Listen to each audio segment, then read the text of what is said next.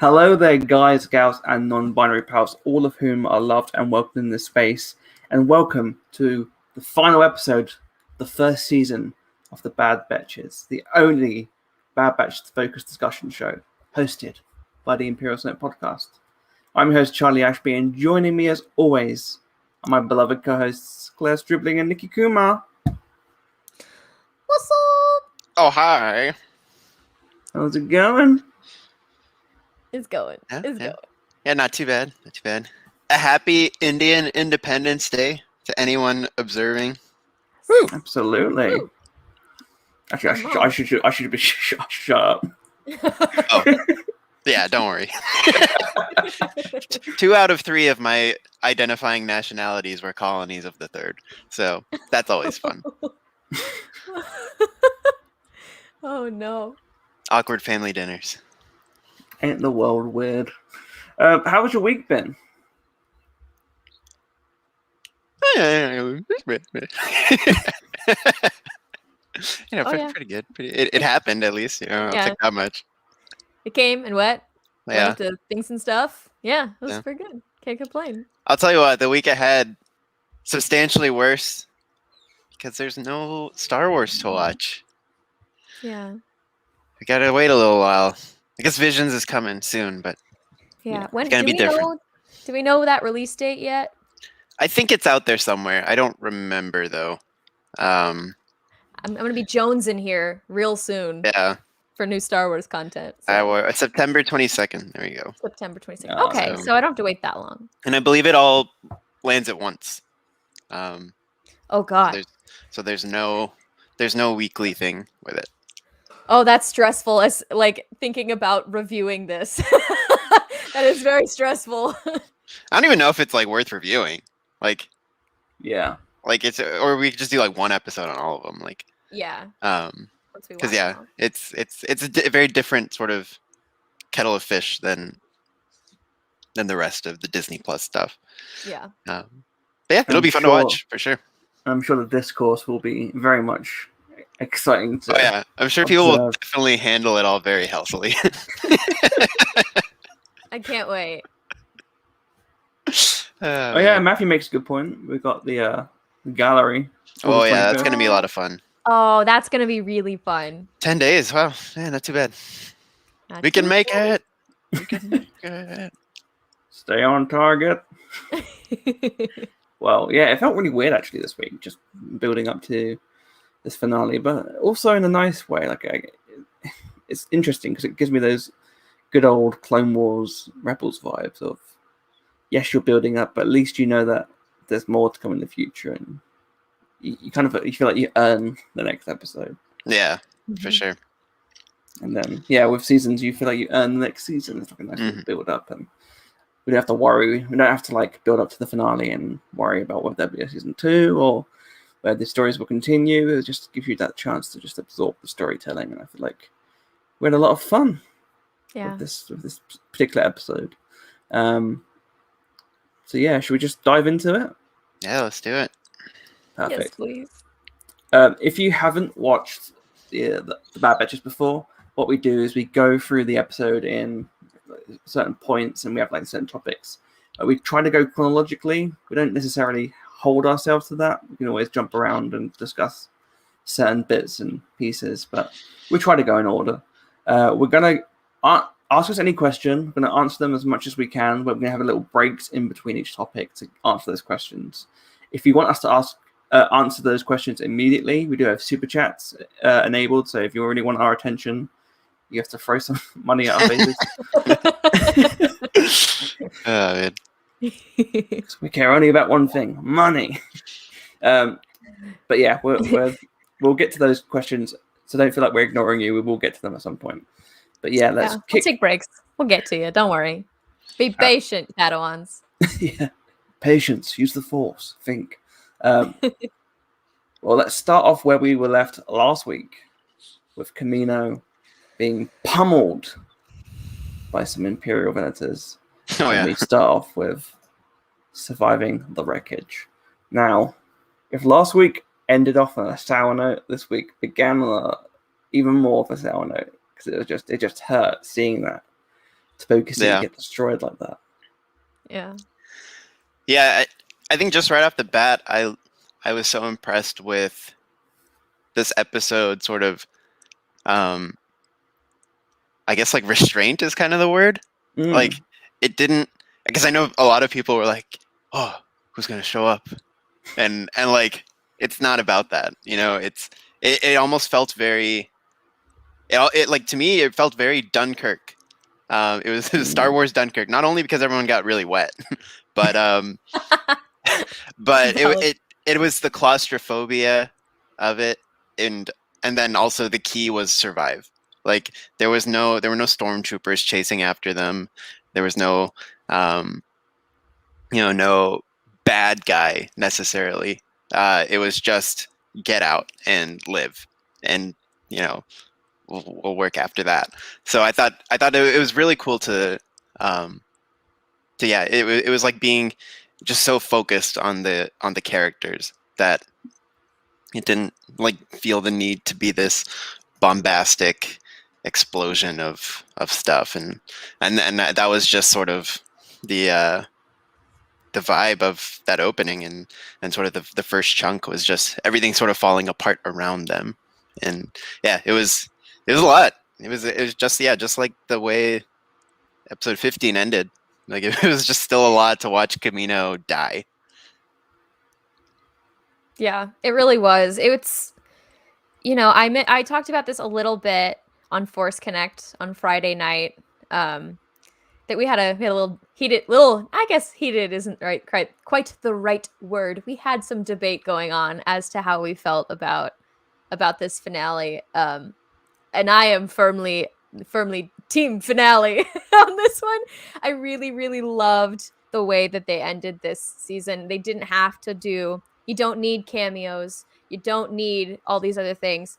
You just need to tell a story and have the character interactions that will set up for an interesting season 2. That's all you need. Also, this is a 2-part finale. Obviously, they were done week by week, but they're meant to be watched together. And I have done that back to back twice since it premiered on Friday morning. And as a whole, it's just one beautiful, painful, cohesive unit. And it really does, in my opinion, it's the perfect little icing on top of a lovely season of Star Wars animation. It does mark the end of an era. It really does. It really tells you this is where season 2, all that prequel nonsense. Bye. We shot it. Now. We killed it. And it was just like the little character moments that they put in during the destruction of Kamino, because all of them have some maybe less than pleasant memories living on Kamino, but that's still their home.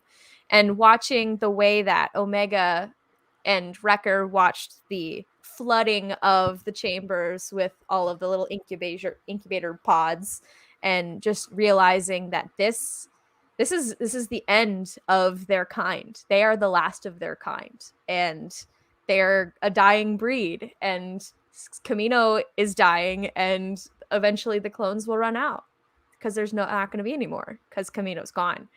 There were so many moments that broke my heart, and the way that they animated little tiny moments, just the ways they looked at things, the pain behind everything, and the one thing that surviving the wreckage was the most interesting because it gave them some time to sit with Crosshair, and Crosshair time to sit with them. And I was very fascinated to see if they were going to stand strong on how they felt, or if that was just going to be it. So anyway, I thought it was an amazing, beautifully, crazy, fantastically animated opening. It was heartbreaking to watch, both because of our own childhoods and watching them realize that they're the last of their kind and that this is the end. It was a lot. It was a lot. Anyway, yeah. I'm in my feels a little bit here. A lot.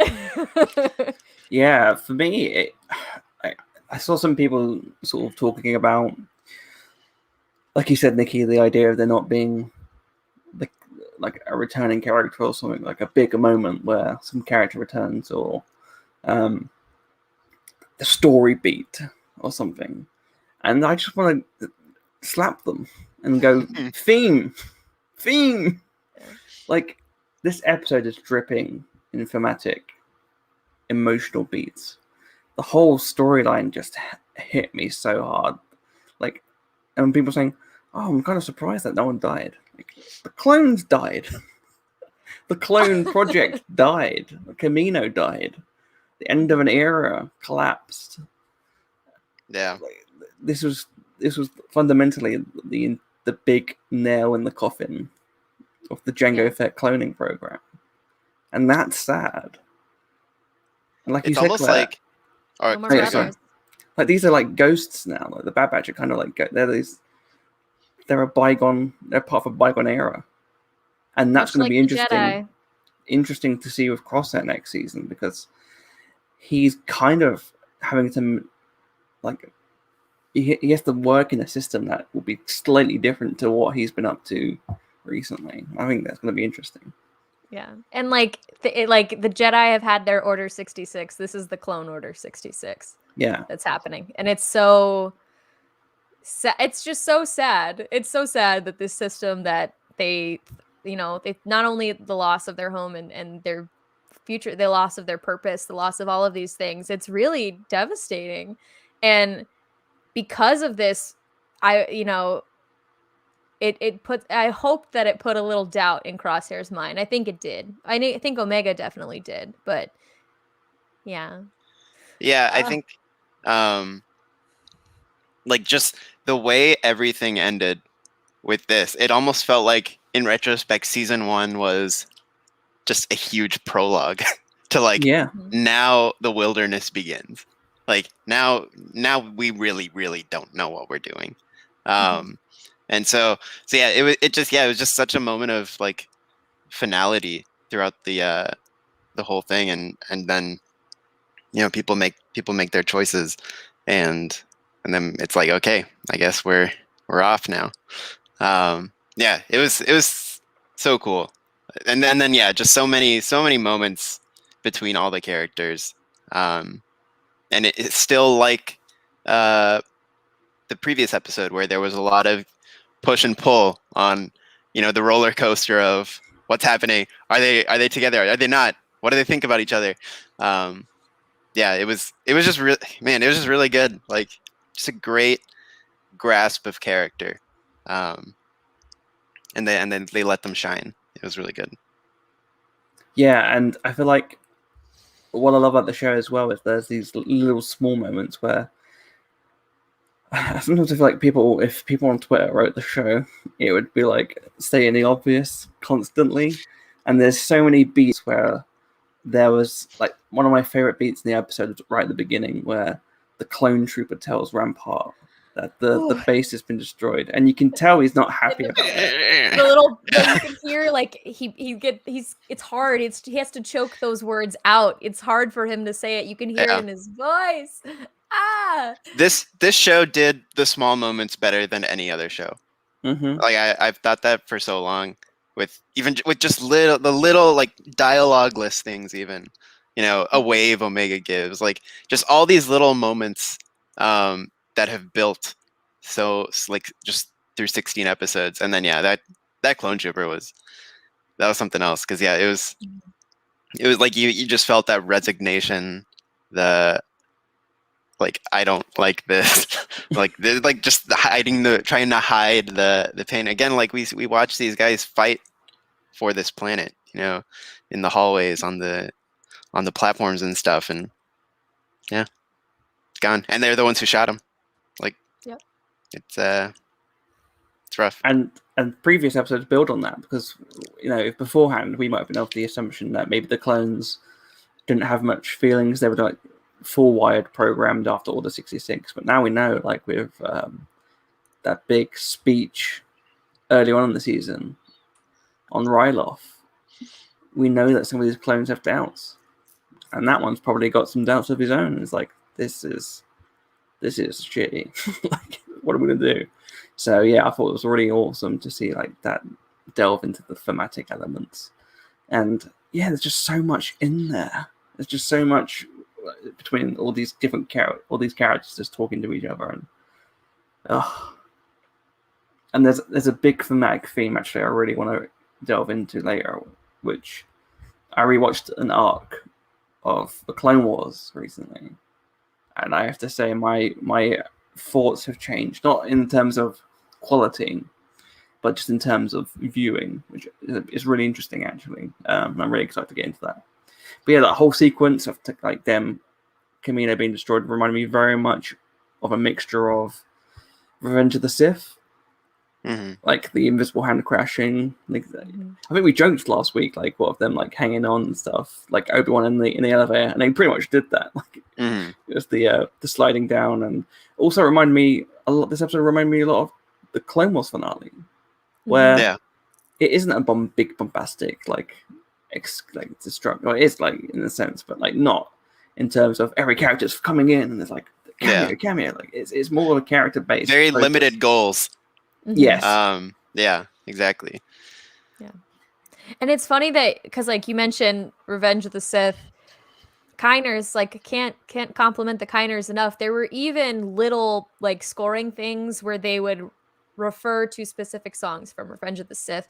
Like for example, there was a reference to Anakin's dark deeds when Kamino was going down. And it wasn't a direct reference. It was just the same chord progression that goes on underneath it. But it was so subtle. And there were little things that automatically, like the tiniest little details throughout this whole thing that bring you back to that moment. Like that give you that dread, that horror movie level of full on dread. Yeah. And sadness. Like, and you don't understand quite why this awkward little chord progression makes you sad, but then you go, oh, it's because Anakin is killing younglings in my younglings. Yeah, well, like just another note on like the craft of it. I think David Collins talked about sort of designing Kamino through like groans, because like almost, you know, giving it personality in its death, and like adding that layer of pain, and like you're really feeling like the city is dying, and yeah, so just again, like little attention to detail that like just happens in your head automatically, but somebody thought about that and put that together. So yeah, it's just incredible what they were able to do, and also fully submerged Omega's hair in the water was again very dope. The wet hair animation, baby. Come on. What it's about. Voice, baby. Because you brought up David Collins, I have to say, like, again, the sound design team just did an incredible job. I feel like the same way that, I said this to him actually on Twitter, the same way Ralph, recent Star Wars, has like used Ralph McQuarrie's designs, and so in a sense all those design work that he did and other people did throughout the series that wasn't used eventually gets used somehow and is recycled and gets to be part of Star Wars. David Collins and his group, the sound design team, do that with like Legends content, and a lot of other film and sound reused sound design, which I really love. In particular, one of my favorite like goosebump moments, because I'm a loser, was the Venators turning to go off and fly back to where the fleet is the Theta class shuttle that Palpatine has. It's just that sound design from, you know, he's still alive. And the other one someone pointed out on Twitter was the alarm blares throughout Kamino are the same blares from the Force Unleashed video game. And every time I heard them, they just like gave me chills. I was like, ugh. Oh no. Flashback to eating stormtroopers across the cliff. Good times. Yeah. Just pain.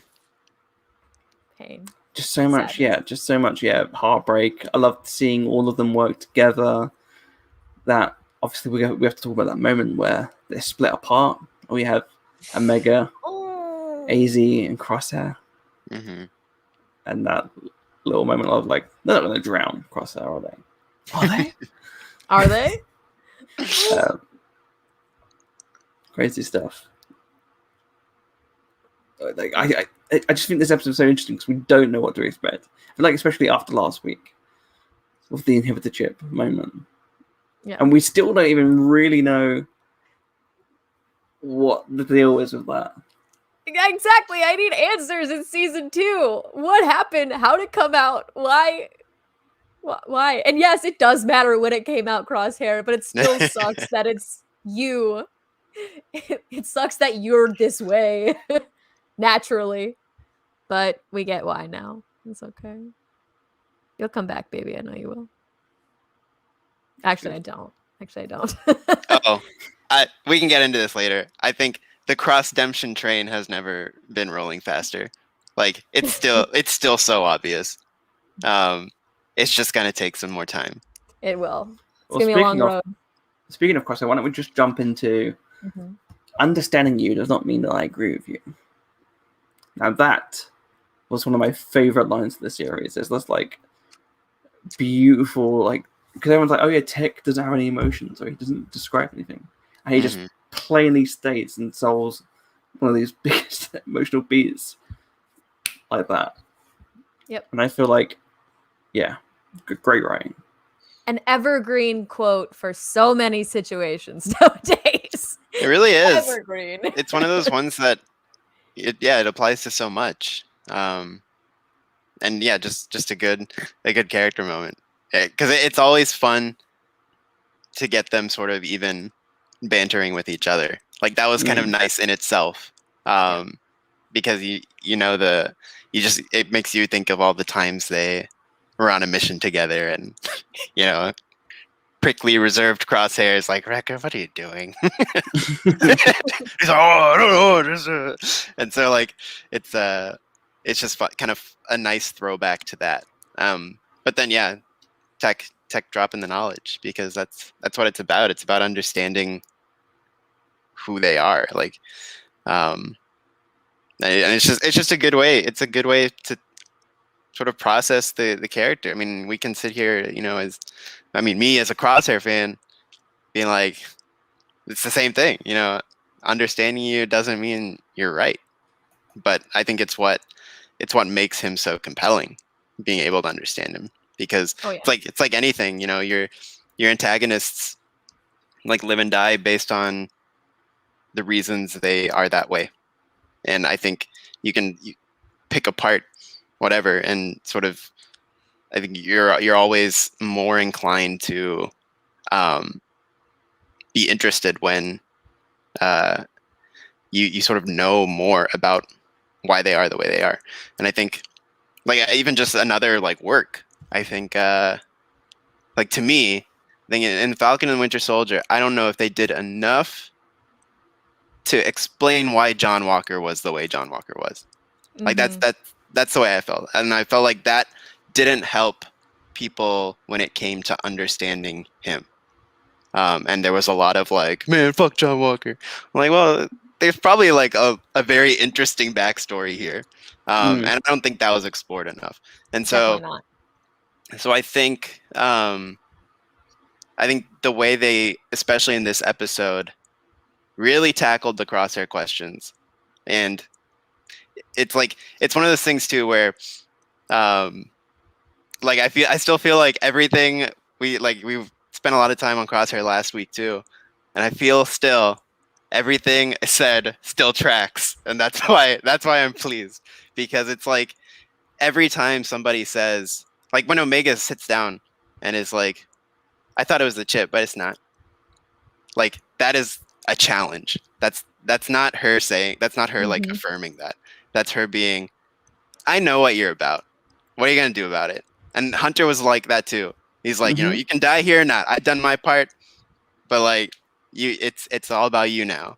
And I thought that like push and pull, there's just so many good Crosshair, like the sort of the Crosshair roller coaster in this episode, because it's like, yeah, he's like, the kid's calling the shots now, and then culminating in, I'm going to rescue them. Then culminating in, I've made my choice. Like it was just so good, and the back and forth. And I think, I still think you don't drop that much stuff on him Literally and figuratively. But like, you don't drop that much stuff on him and not have him come back still. Yeah. Like this I think is the something has changed, and now we're gonna get a full season of this stewing, and I hope it'll be the comeback, the eventual comeback by the end of 2. I think that'd be nice. But it just sort of reminded me differently, but still reminded me of Agent Callus, where you get that moment with Zeb in season 2. And while he is working with the Empire, or while he's working with the Rebellion, he still is with the Empire for the entirety of 3. So it's gonna give more time, and I think that's super cool. Again, it's what they've always done with this. I feel like they could have always done the simple thing.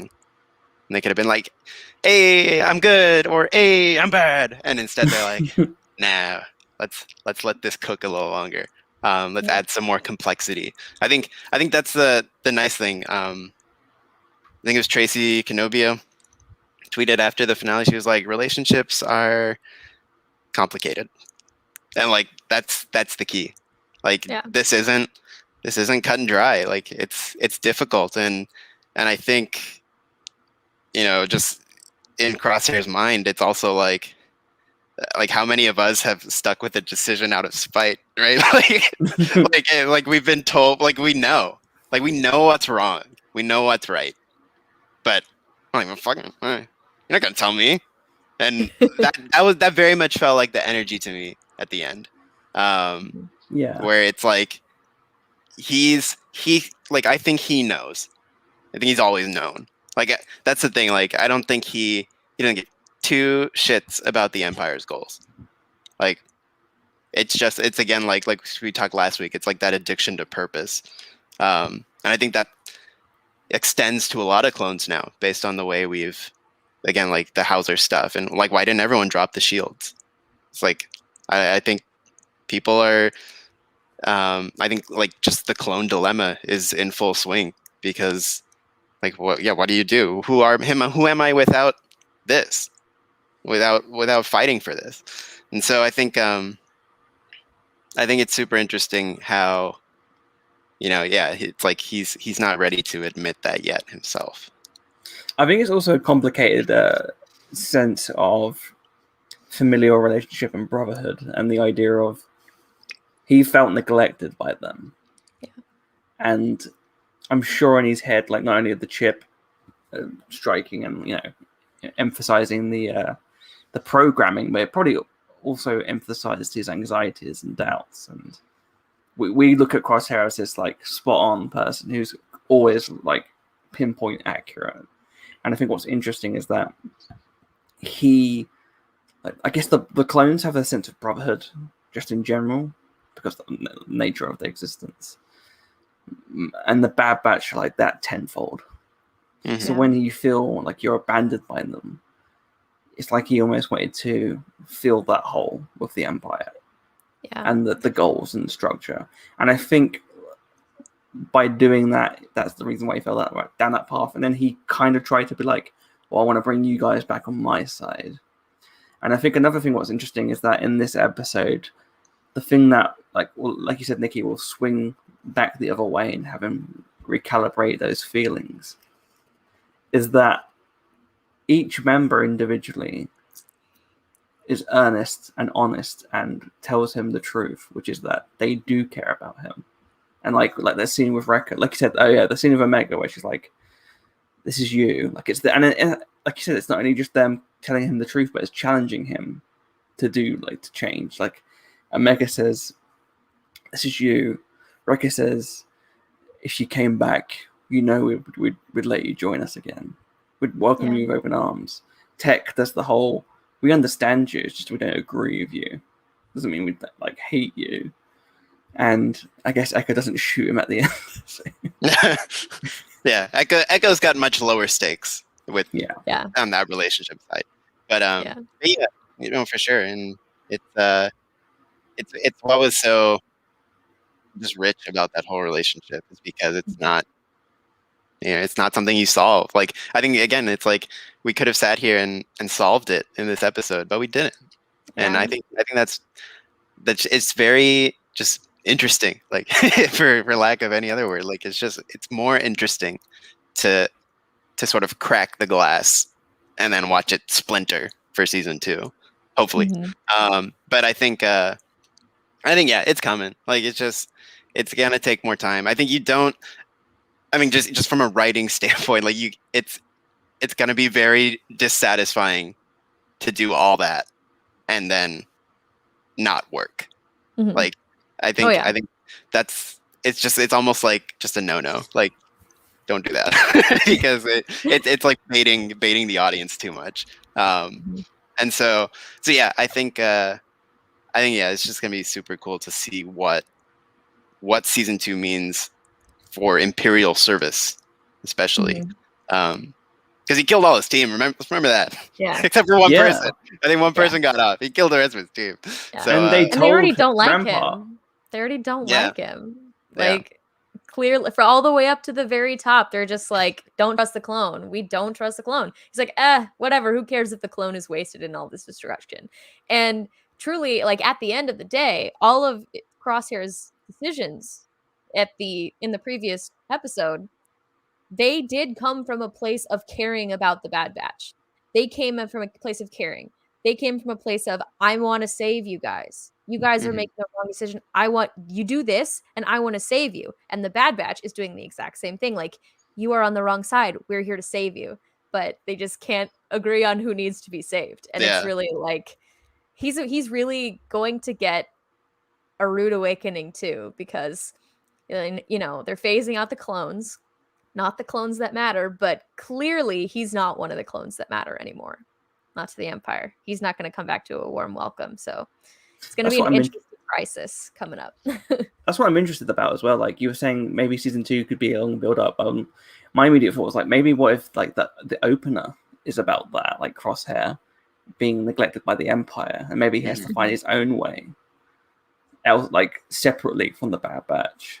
So it's like kind of like a middle ground where it's not completely just joining them again, but it becomes like a bounty hunter or something. Yeah, sort of like maybe like assassin, freelance assassin. He's a carny. He's like shooting. Yeah, a bounty hunter.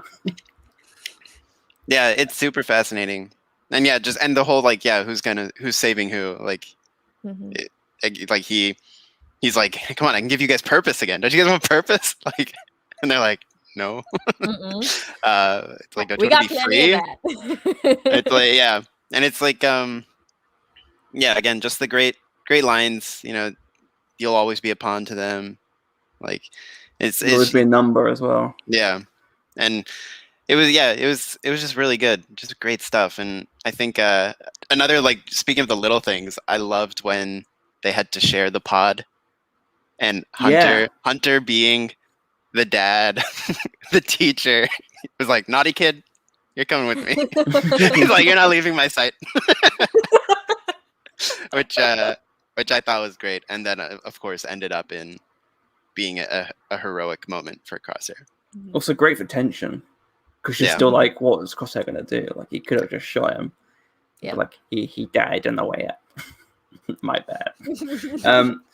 But yeah, I really like the way that they delved into this, and the thematic themes of, like, I guess, rebirth. I feel like this episode had a lot of thematic elements of rebirth, in terms of them having to deal with what's going on, and them having to, not just like deal with what's going on, but also having to deal with going back to where they were born. Literally where they were born, they were created, and they shoot back up in the same tubes. A rebirth, literally. Yeah. Oh, we have a super chat from Super Chat. Super Fry 401. Thank you so much. Thank you, Super Fry. Just want to point out that AZ is part of the badge now. Plus, with all these clones starting to question the Empire, I still think we'll get the clone uprising, and maybe Echo and Rex will be a big part of it.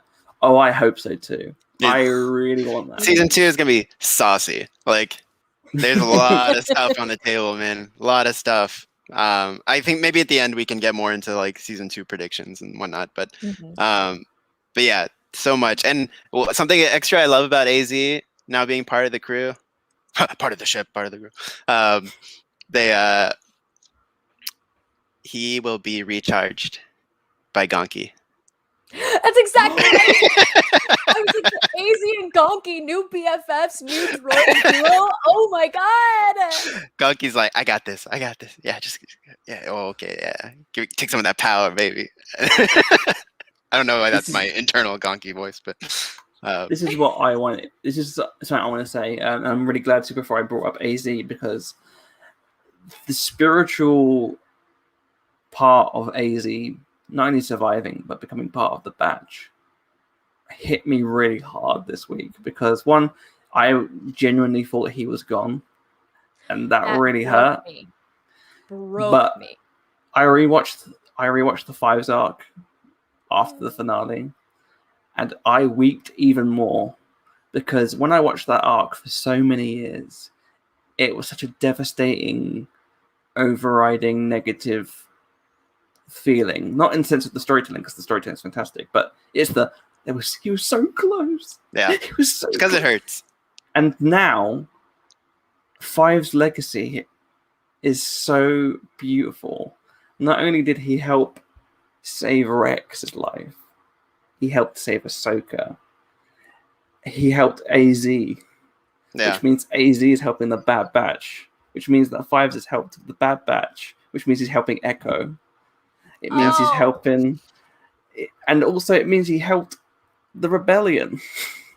Yeah, absolutely. And even just going back to the way it was used in Siege of Mandalore, that recontextualization of Five's tragedy really being this in the end heroic triumph, like him doing that, that is the tragedy of what that original arc was so close and it meant nothing.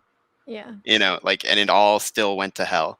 But now it's like we're getting these things where just everything you said, all the way it the web connects to every single person just from doing his one act. And I think it's super cool. And then even with AZ part of the batch, like I love how that fits thematically as well, because like he's not just with the team in terms of like even as he's trying to push Omega up and he's like mission accomplished or like objective accomplished, and it's like now he's part of the team having finished his, like what is his objective, like he's now in this space of the Bad Batch where it's like, well, what do we do now? We don't have our like purpose. He doesn't have his purpose. He doesn't have his lab. He saved Omega, and now it's like he's going to be reborn, recharged, and have just the whole world in front of him. He can do whatever he wants. And I think just being thematically linked to them as well now in terms of what's your objective, what's your mission now, and being able to like now define that for yourself, I think is very cool. It's just there's so much beautiful like context in that, and it reminds me a lot of actually the Yoda arc as well. That moment where Qui-Gon says, "The war will be won, just not in the way you think." And it's these small moments that, when you look at them from a narrow view, it's a sad moment. Like obviously, Five's dying is sad, but those little branches that his death created, and his sacrifice, and his heroicness, just branches out into all these little bits, and that saves Ahsoka. And Ahsoka helps with create the Rebel Alliance, and Rex as well. Rex helps fight on Endor, and all this stuff, and all these things just branches out, and it overall comes together to help save the galaxy from overriding evil. And it's not like it's not as simple as we kill the Emperor, the end. It's these small moments that matter, and I think that's what I love about Star Wars, and I feel like that's why I'm glad AZ is part of the group. Some good stuff. Good stuff. Great super chat. Great points. Yeah, thank you. Should we go look at some other questions as well? Have a look. Yeah, we can catch up on the chat. What up, chat? Abraham Martinez Hidalgo says, "Do you want Crosshair returning to the Bad Batch or to stay with the Empire?" I feel like we kind of sort of explained this, but maybe a bit of both. Yeah. Eventually, but he'll not come yet. He'll come back. Ultimately, yes. Ultimately, yeah, we definitely want him to be part of the Bad Batch. He's always part of the Bad Batch, I feel like. Mm-hmm. There's That's where he belongs. That's where he belongs. There's that hero shot near the end of the episode where I was like, the dream team. That's what another thing, they've never taken him out of the promotional shots. Like on like the Disney Plus banners and stuff. Mm-hmm. Like he's always there. I always thought that was a nice touch. So yeah, always never fully gone. Hannah says, "I fully understand why Crosshair decided not to go with them, but really want him to join them again in the future." I think he will. I think he's like you said, Nikki, and I think Claire, you both added to the point where it's like the gears are turning. Mm-hmm. The gears are turning, and I feel like he's definitely thinking about it, and we see him a lot. Just I feel like a lot. He's very internalized as well. He's not always open about his emotions. So I'm very interested to see where they go with that. I also think it was interesting when he held his head. Yeah. Mm-hmm. It makes Chipgate just that little more interesting. Yeah. Yeah. I still don't know. I feel like still the stakes are just a bit higher if it's gone. Yeah. But I still don't know. It could be anything. But yeah, I think the internalized sort of struggle of Crosshair is always great because you use characters like Omega who cut through red tape, like her special super. Again, we spent a lot of early season talking about her special abilities. Her real special ability is to cut through the bullshit, and I think that's what makes her talking to him so powerful. And I love that.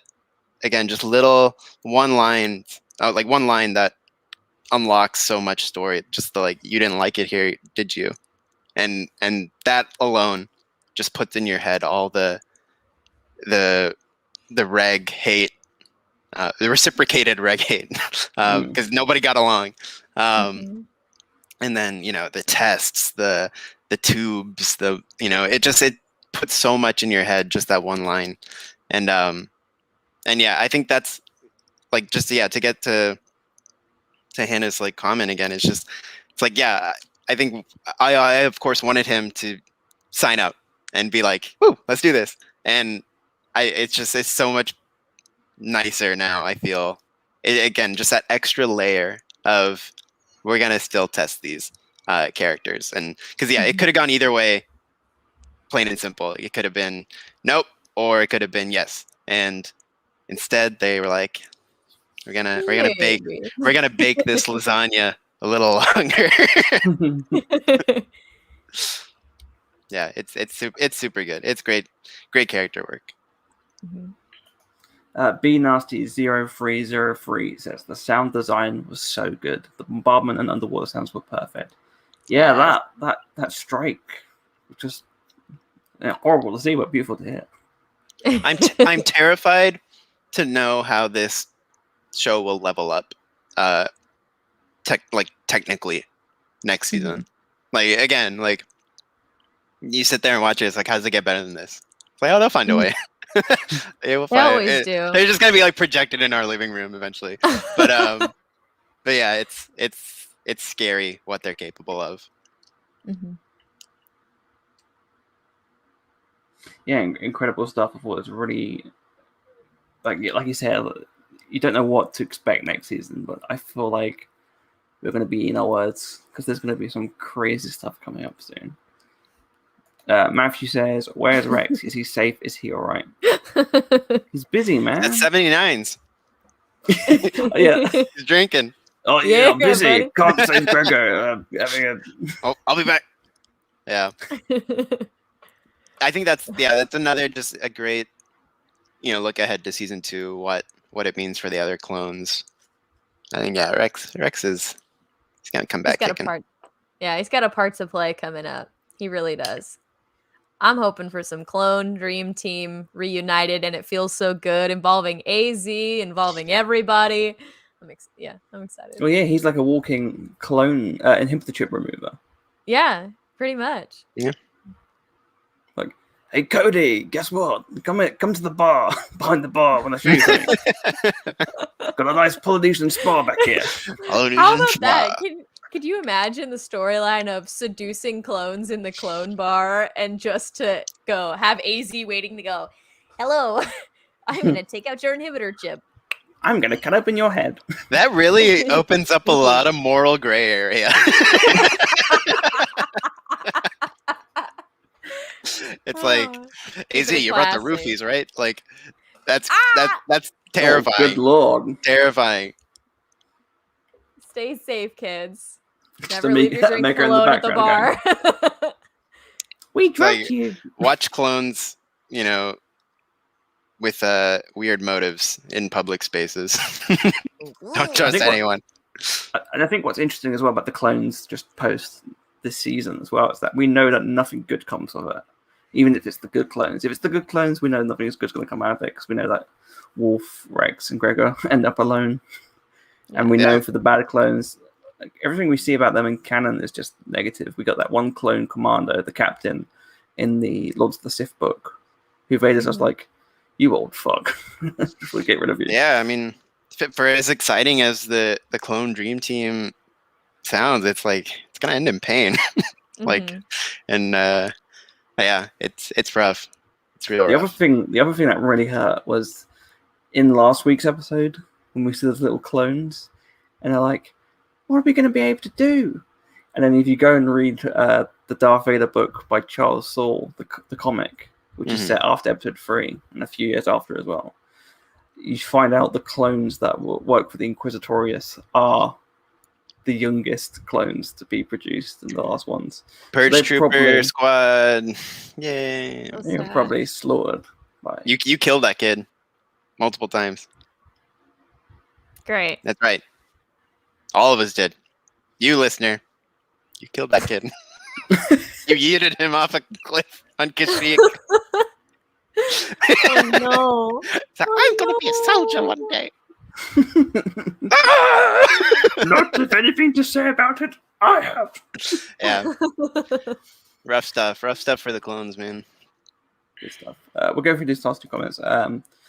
Superfry says, Superfry 401 says, man, what Wrecker said to Crosshair was a peak moment for me in the show, because Wrecker is probably the most genuine person in the crew, and to see him in these vulnerable moments, first with Omega, now this. Yeah, absolutely. For sure. It really beautiful.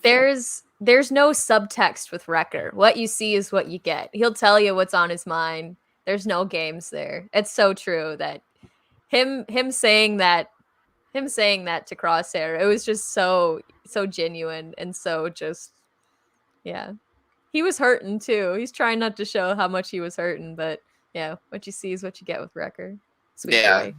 There's so much earnestness with that group, and it's why I just feel like it's unfair to bait the audience. So like it's just, to me, it's just not. You can't do it. Like, that's why he's got to come good, because it's just, it's just sort of the way it all tracks. Yeah. Joey says, Omega calling Crosshair brother. Ouch. My heart. That was the thing that really hit me this week. Ouch time. Yeah. Sadness. Absolute sadness. Why don't we just jump back in? We'll get to that in a moment. We've got a whole little subject for that, little topic for that segment. But first of all, we've got AZ and Submerged to the Surface. I feel like, definitely the anxious part of the episode where you're not quite sure what's going to happen. I feel like for me, a lot of it was about thematic elements. The rebirth is them literally going back into the tubes they were born into and being brought back out in the world, into a new world, because now Kamino has been destroyed. And sort of a jump to the ending a little bit. But what I found interesting was that we don't really see Kamino in the daytime that often. I think, if I recall correctly, the battle in season 3 was in the daytime, Yeah. but it was still cloudy. Like there was still like rain It's clouds. overcast. And there's like a sort of weird, like the same feeling you get at the end of episode 3 where you see the twin suns. It's like things are bad, but there's light at the end of the tunnel. And I think that is legitimately the first time we see Kamino at all at any point in the sunshine, and it's gone, and Tapoka City's gone. Like how, like. What ominous sunshine? Come on now, you're supposed to mean happy shit, son. Like, I've never been more scared of it being sunny outside. Hashtag record thoughts. Oh, you're supposed to be. I don't like this.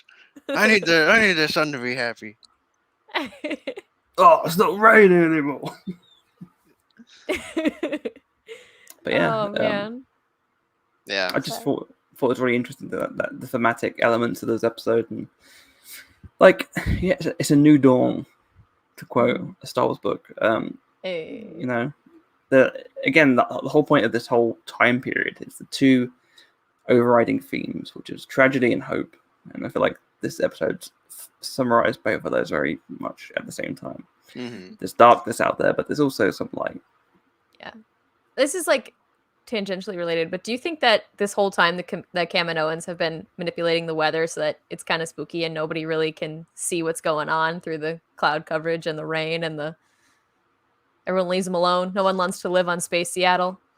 It could be. Yeah, I mean, I think that's a solid, if nothing else, a solid headcanon.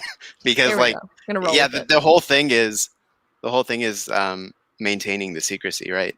So yeah, whatever obscures the truth from the outside, I think it's super like in character.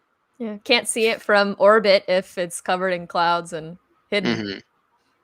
Or maybe they just really want, because they knew that at some point there's going to be a really cool battle on one of the platforms, and they know it's going to be slippy. And once they saw Jango Fett and Obi-Wan, they're like, worth it. They were definitely watching with the popcorn. CCTV. Magnificent, aren't they? Oh my goodness. That's crazy stuff. Yeah, I think it'd be interesting to see if they do like explain that at some point, because I think what's interesting, and I think Pablo confirmed it on Twitter, that there were some like games and like apps or like other content people that wanted to use Kamino post-Emp like in the Imperial era, and Lucasfilm had to be like, no, for like years now. Like they knew that this was going to be happening at some point, so like, yeah, we can't be doing this. I thought it was really interesting that they did that, but also we know that there's other Kaminoan outposts. Yeah. So who's to say that the species or the people are all extinct, or they have their own secret stuff going on still? Very, very interesting. AZ, MVP, obviously, of the episode. MVP. Oh, he held on just in time. Oh my God, that moment when his eyes start to flicker and go out, and he's like, oh God, I'm paraphrasing what he said, but I have. He's like, my mission is accomplished. Yes, there we go. Like, you're clear, and just floats off. And it was just a total gut punch, 1-2 gut punch with Omega getting out into the water to save him. And I'm just like, oh, we're so screwed. They better not freaking be doing this right now. It's like, yay, oh no. Oh no, I don't like this very much. Oh, such incredible, and the scoring behind it, amazing. The animation, beautiful, incredible. Underwater Omega hair, great. Real winner. Man. Real winner. Not just for us, but for all mankind. Facts. And I think, if anything, it proves how much better Omega is as a person than any of us. Because I feel like if any of us were in that same position, we wouldn't open the door. No, you just sit there and cry and bang on the glass. Yeah. You know, it's like, yeah, it's it was. You could save her. No, it's too late. Because it's also it's like the madness of it too, right? Like, yeah, like what, like her ability again to cut through the bullshit. Like, there's no debate in her head. Like, you start putting the pieces together. How's she gonna get him out? Like, he's a heavy droid underwater. Like, you got little noodle arms, to quote Sid. And it's like, yeah, there's just no hesitation. She's like, I'm going. And I think retrospectively watching this again, I think that was a core decision in Crosshair saving, because he saw that she wouldn't abandon her family. Yeah. And it was like, God damn it. That moment in the episode when you just see him with the rifle and you're like, fuck, don't do this, man, please. No. And then it's like a Yeah. Look, I fist pumped the air so hard, and this is it's something I didn't expect. Okay, I was like fist pumped the air like that, and then I wept. I think I texted you, Nicky. I was like, the tears just shot out my eyes. I was so sad, happy. Like, Yeah. that the joy and the jubilation from that one little moment with the grappling hook, it was so incredible. And I was like, this is why this storytelling is the best, because it elicited such a response.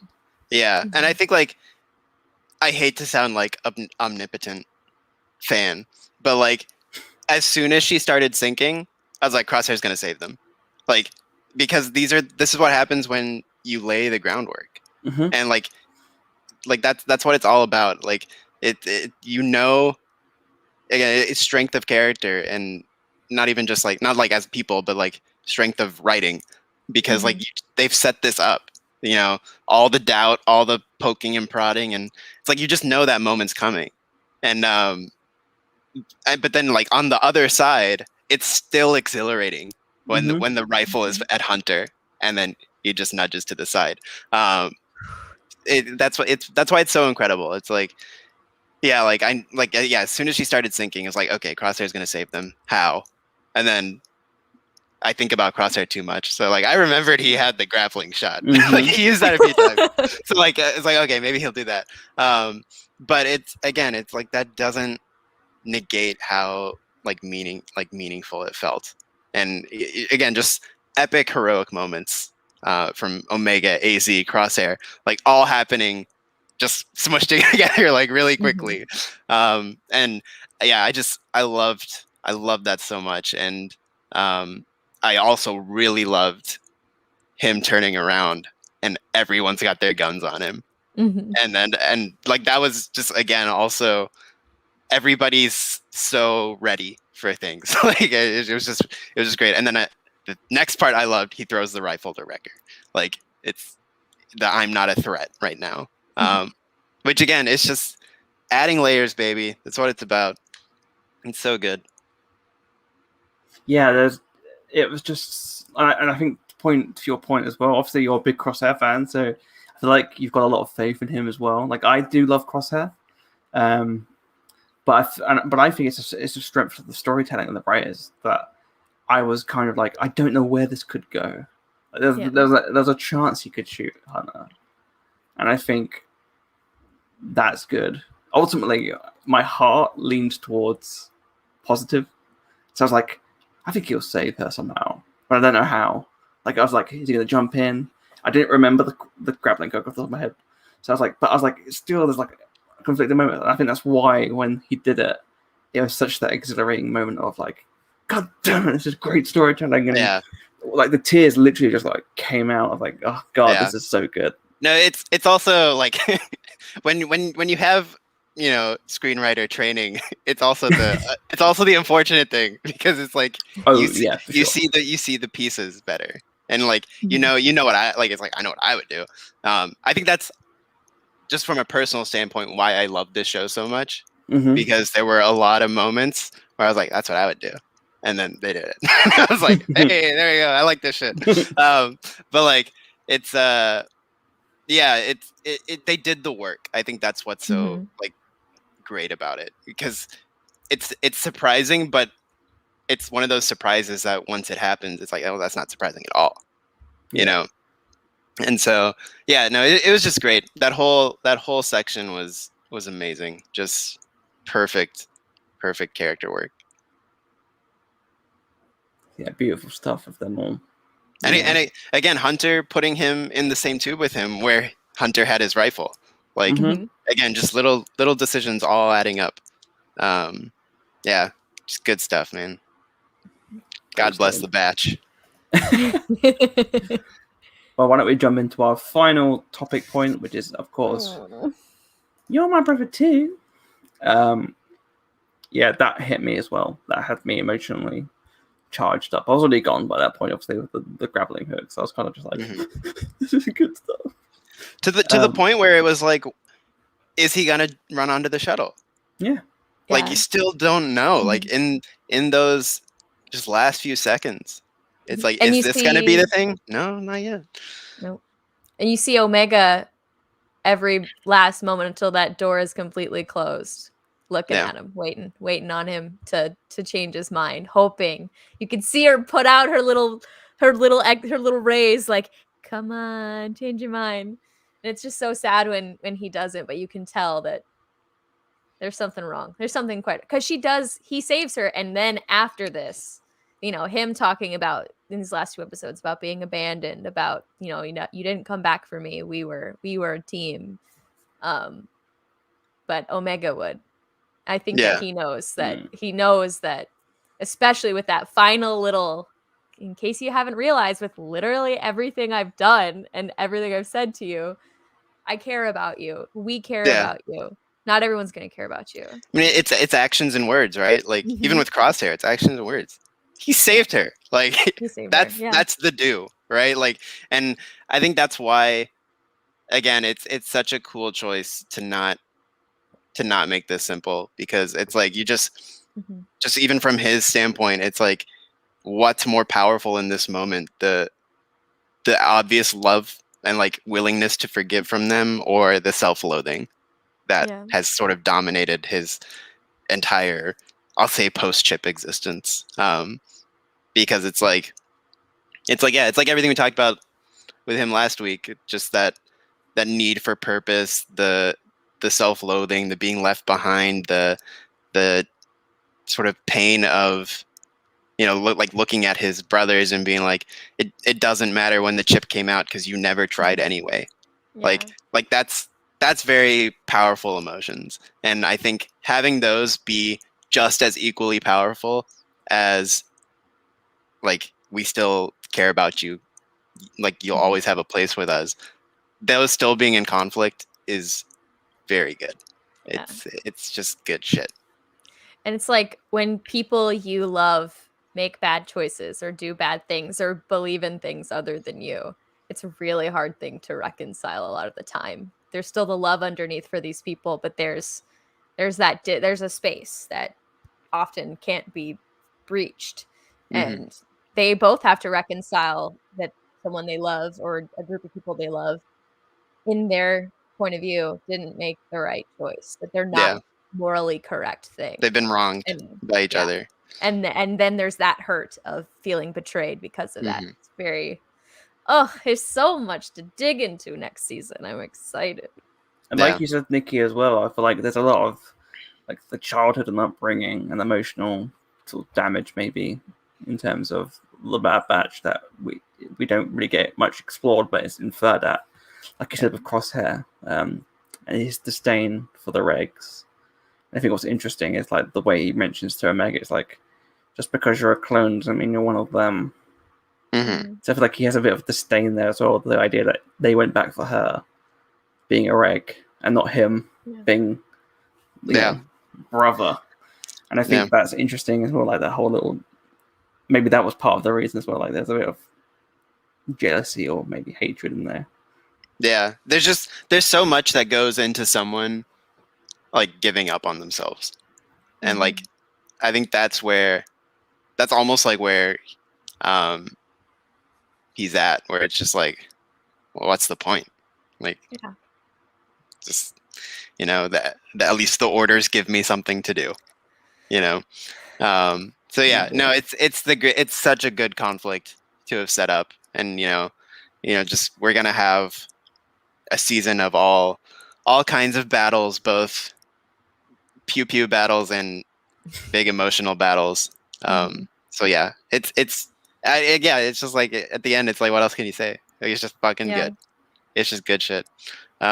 So yeah, just immense credit to the way this both parts of the finale were executed.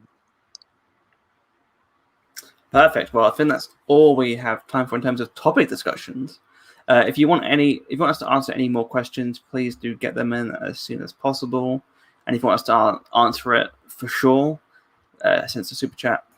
But before we dive into those, why don't we give our overall thoughts and score?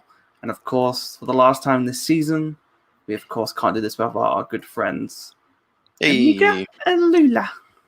Yay! Oh, so Claire. Yes. You go first. Okay. Overall, incredible 2-part finale. Both episodes were great on their own, and they're even better together. It really is the ways, big and small, that they set the tone thematically for where we're going and where we have been, and really gave us some clarity as to why things this season have unfolded the way they were, specifically with the dynamics between Crosshair and the Bad Batch, and Omega growing before our eyes every minute she's on screen. Really, this entire season has just been such a pleasant surprise. It really has. As someone who's just like, that's not the story I would have picked, I am glad that they did, because this is a fascinating way to tell this the clone story, and the story of people that don't necessarily fit in and you found family. It's just repeating so many Star Wars themes of hope and found family, and it's really been an incredible season. This finale episode was fantastic, and the action was crazy, and every moment I was on the edge of my seat, and it hit all the right emotional notes. So you know what I'm gonna say? 10 out of 10 for the finale episode. So what a great season, and I am so excited to figure out where we're going next. Awesome. It's finally over. Yeah, fantastic stuff. Nicky.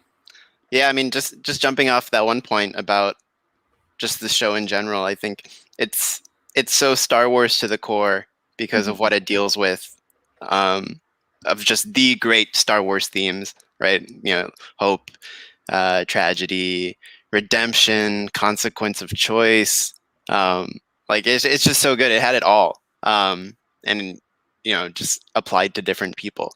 So I think that's why, at its core, this was just a really good way to explore Star Wars. And I think it's always the key to when something is announced.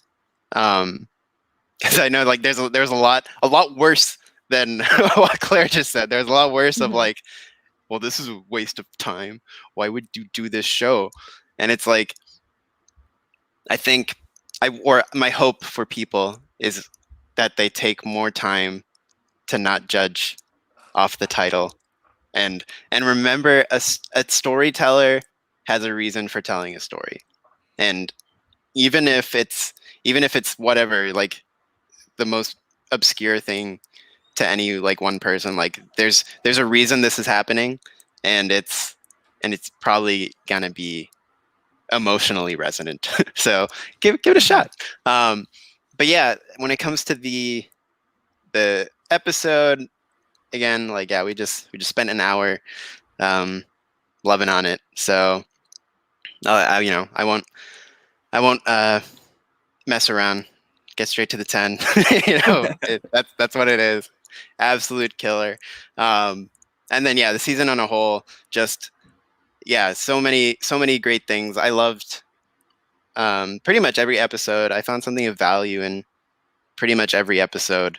And I think that's always just the sign of a good story. And I always think back at how sort of my journey with the Bad Batch started in a panel in 2015 Celebration where they screened the animatics for a big old, I think it was I think it was called the digital stage back then. Now the Galaxy stage.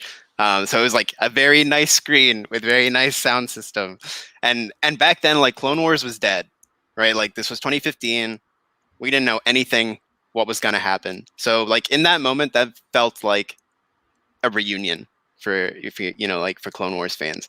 And so to watch that, to be, to have enjoyed that, and then for these guys to have been on the cutting room floor for years, forever left in that pre-rendered state.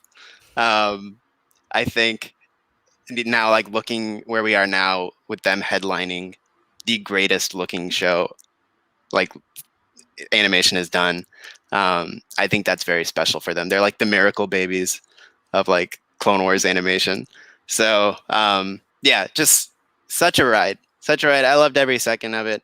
I think I'm just so excited for season 2, and not to turn this into a therapy session, but I'm pretty sure I've been depressed, like, for the entire run of this season, and it's probably the first Star Wars thing where I was just miserable. And I think having this show for half an hour a week, talking about it with friends, like, these are the things that, like, make you feel like yourself, more than the rest of the week.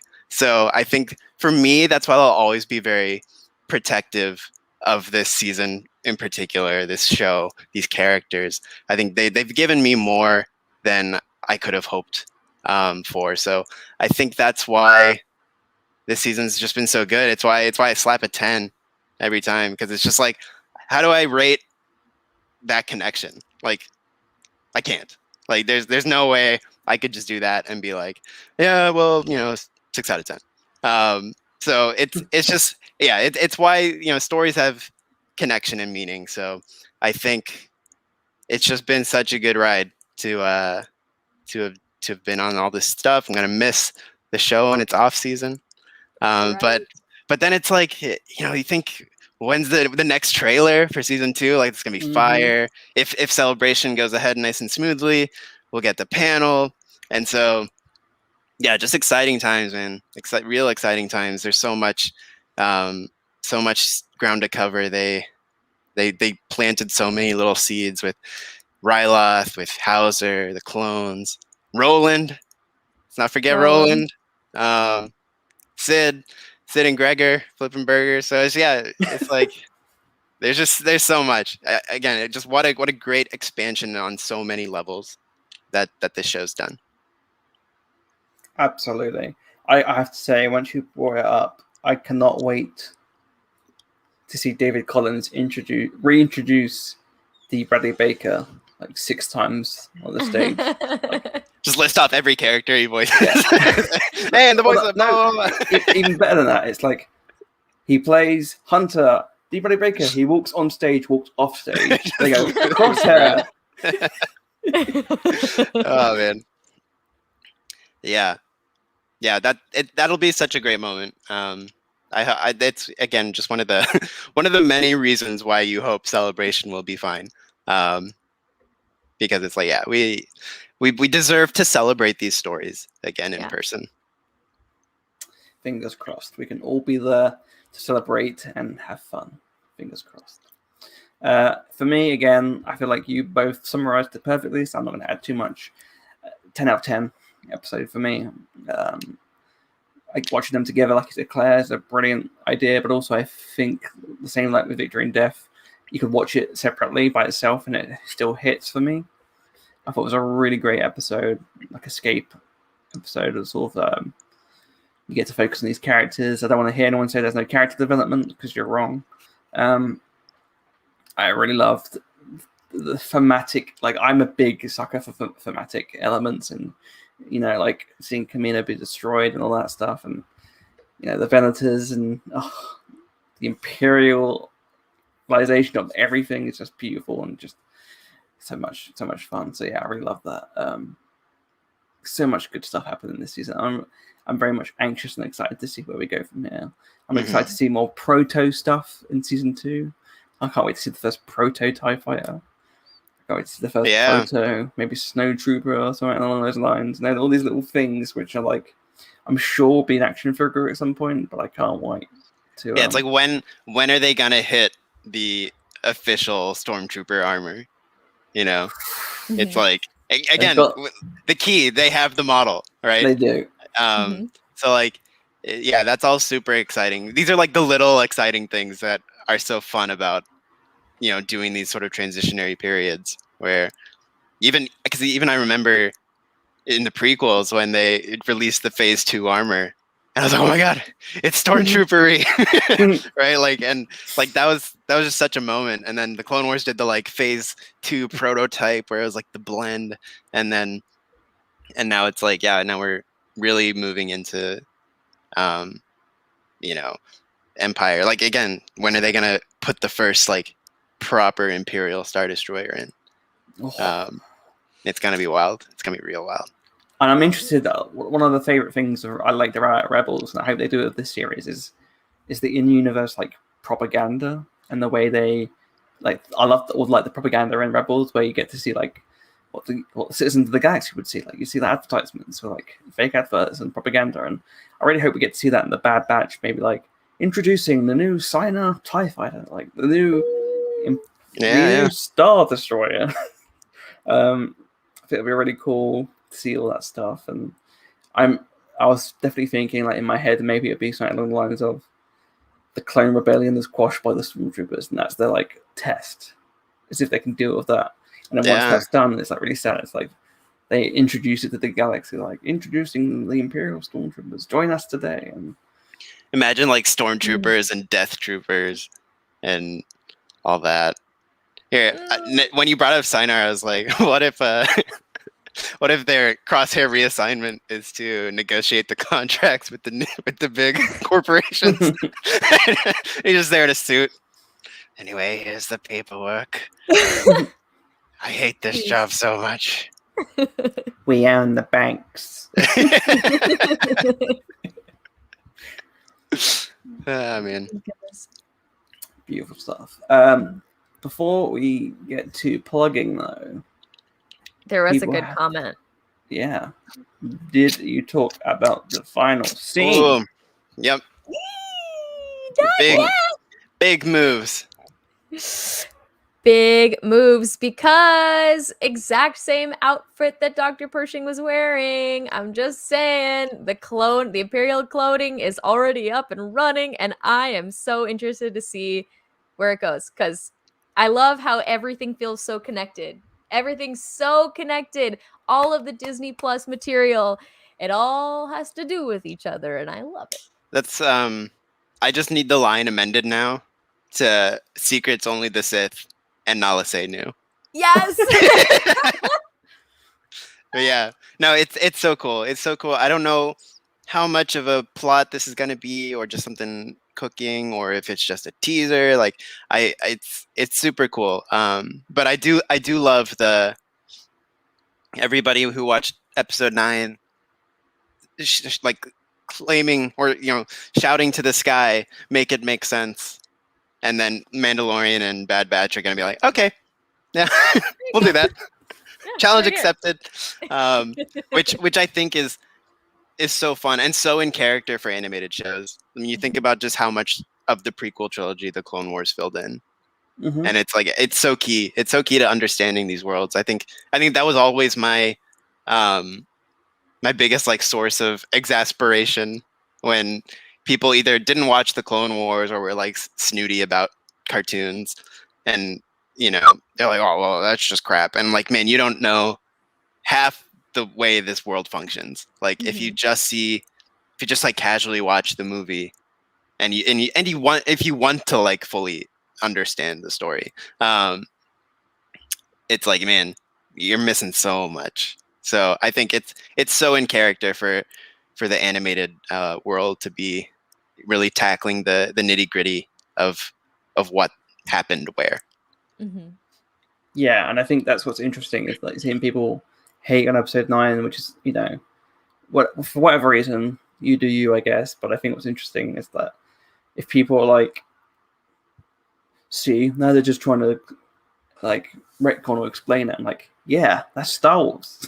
Yeah, that's Been doing literally that for how it years. works. It's like, and like that's just the nature of the films anyway. The nature of the films are broad strokes. Like broad strokes, we're fitting this in 2.5 less hours, and it's like, again, like yeah, I mean you can sit here and be mad about it, but like so much of Star Wars is the Maz cannot align. a great question for another time or something, Yeah. right? Like so much of it rests on that ethos, because it's like there are stories that are almost like, don't worry about that now. It's someone's gonna cover that. And it's like it just is the way it is. So enjoy the ride. That's my only hope. Because yeah, it's like whether you like the details or not, it's I think it's super fun to be exploring them now. Absolutely. The Aggie Shark says, do you think that was Wayland at the end? I need the Thrawn trilogy so badly. Grogu being used during the cloning experiments, Thrawn pulling all the strings, etc. Maybe. Look, I know people don't like Heir of the Empire, and there's, I feel like, but what this like Lucasfilm's great at doing is pulling out concepts and stuff and repurposing them. And Yeah. I'm gonna say it. Emperor Palpatine's clone mountain is awesome. Yep. Yeah. I love that he has a clone mountain. I think it's great. Yeah, I'm always in favor of recontextualizing legend. I think the greatest use was Malachor. I think that's like just one of the best. Where it's like it is what you thought it was, but it's our version of that. So I think if it is, super cool. And yeah, I don't know to what degree Thrawn's involved at this point, but we shall see. Super cool stuff. And I'm a big fan of how the Sith homeworld is called Moraband, because it's still called Korriban, but it's like Constantinople, where it has multiple names through multiple years, probably through multiple occupations. But people are like, no, it's called Korriban, man. Read the books. It's like, you don't know anything about history. Yeah. Like, think about it. Like, the place where you live wasn't always called that. So just, that's what's part of the tapestry. Yeah, it's also why I personally liked Exegol, because me too. because Moraband's a known quantity, right? Like it's like I don't think you can do that story on a known planet. Like you have to do something new. So anyway, yeah, it's just cool the way things continually expand and change and sort of evolve and recontextualize, and it's so key to this being a mythology, and not a history book, right? Like it is moving and shifting, and things happen, and they really change the way you sort of think about other stories. So yeah, super cool. If they call it Wayland, that's dope AF. I think one of my favorite examples recently, I read the recent Darth Vader comic, and the arc they did with Vader on Mustafar and him going to find Exegol is just so well done, because it mixes the prequels, it has the OT, and it has the sequel trilogy all in one blend, and it all feels right. It's not all just pushed in for no reason. It all just feels perfect and spot on, and the thematic themes in that are so good. And I feel like that's what I love about these shows, is that they get to utilize all the different bits and pieces. Like when we had Rey and Kylo Ren and Rebels, it didn't feel out of place because the nature of that particular setting and the way they implement it. It's just so much fun and so much excitement that comes out of that. So that's what I'm excited about with the future season of the Bad Batch, and I think we'll get to that at some point next year. Yeah. But until then, we should probably wrap up this final episode of the Bad Betches Season 1. Sadness. Aw. It's been fun, guys. It's Indeed. been really fun. Until 2022. Yes. Yeah, I can't believe how many episodes there were. I remember when they announced it, I was like, oh, daunting. But yeah, no, it's been It's been a blast, And again, shout out to the people who joined the chat. Thank you, who guys. ask cool stuff, bring up cool topics. So yeah, we'll look forward to having you back in 2022. Also, shout out to Matthew from Freeman and the Baby Yoda podcast, who just posted the most delightful image on Twitter. That's lovely. Don't forget to check them out. Check them out on Twitter. Their account is TMABY podcast. I'm so excited to see where we go from here, and it's going to be loads of fun. But we should go to our favorite part of the episode. Do you know what our favorite part of the episode is? Plugging on Pandora. Where you tell you where else you can watch our shit. Yeah. Claire, do you want to go first? Sure. So you can follow me on Twitter and Instagram at cstribs. You can obviously catch me here on the Imperial Senate Podcast, which is really exciting. Then you can also catch me as a bro host over at Broaxium. So tonight, every Sunday night, we're shooting the poodoo, which is just super fun. Hang out. Claire probably will have a glass of wine because, grab a drink, grab your friends, hang out, thanks. And so 9 p.m. Eastern time tonight, Braxium crowd hanging out, shooting the poodoo, having a really good grand old time. And don't forget, check in for quick shots every Wednesday for Broaxium. There's some exciting stuff coming up. And in 2 weeks, I'll be back doing a quick shot for the next issue of Dr. Aphra, my queen. Very cool. Is there anything you're game to do soon as well? Oh, wow. Oh, my God. Yeah. So normally every Tuesday I'm playing Battlefront online, but guess what? Tuesday is both of my parents' birthday. Yes, they share a birthday. So I will not be streaming this Tuesday. Instead, I'll be streaming Wednesday night, and it won't be Battlefront. It's going to be Star Wars Episode 1 Racer. I'm so excited. So come hang out. The best. Do the Boonta Eve Classic with me. It's going to be really fun. I haven't played that game in a long time, so watch me. Claire's racing the Boonta tomorrow. I am. Finish the race, of course. I probably won't. I probably will not. Oh man, those dying sounds are forever ingrained in my brain for how many times I crash into things. But anyway, go watch me die. But yeah, and also I'll be on 3 Men and a Baby Yoda podcast, so it's gonna be cool on Sunday their time, Saturday my time. Perfect. Yes. So wow, I had a lot to plug today. Yeah, I feel like if you just pick something, Claire will be on it. I'll probably be there. Oh, also just search her name on YouTube. I actually do have one more thing though. If you haven't already watched Blue Bantha Milk Co.'s episode 2.5, maybe you should watch it. There might be a surprise cameo. Who would it be? I don't know. I do, but it could be. Just saying. Hayden Christensen. There's where all the cameo hunters can find their fix.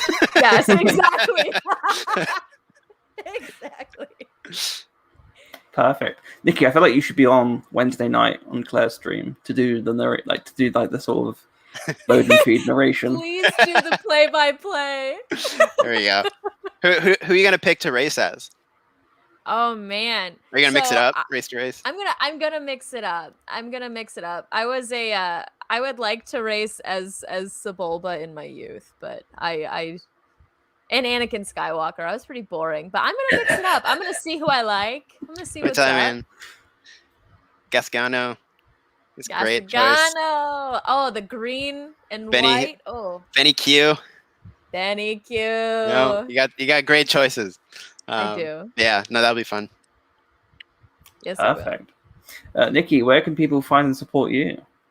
Yeah, you can check out my Twitter account at Nequitius, as it says in the rectangle, and then yeah, you can also listen to the One and Done Film Club. That is a fun podcast I do with some friends where we watch some franchise movies, or we debate which franchise movie to watch, and then we watch it and we do a watch along commentary. So fun stuff there. You can follow that at we're at 1 the letter N Done Show. We got some fun stuff going on.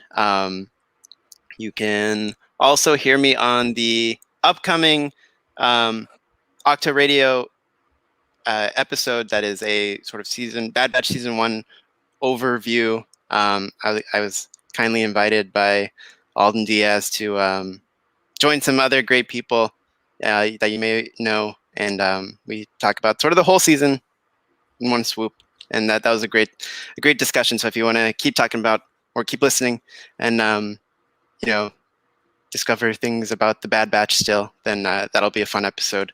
And then you can also check out the Imperial Senate Patreon. It's where I got some fun things happening. We got the Yub Nub Club. Tomorrow, I think, will be the premiere, the Imperial Senate Fantasy Premier League show. We just this morning or evening, depending on where you live, we wrapped game week 1 for the Premier League.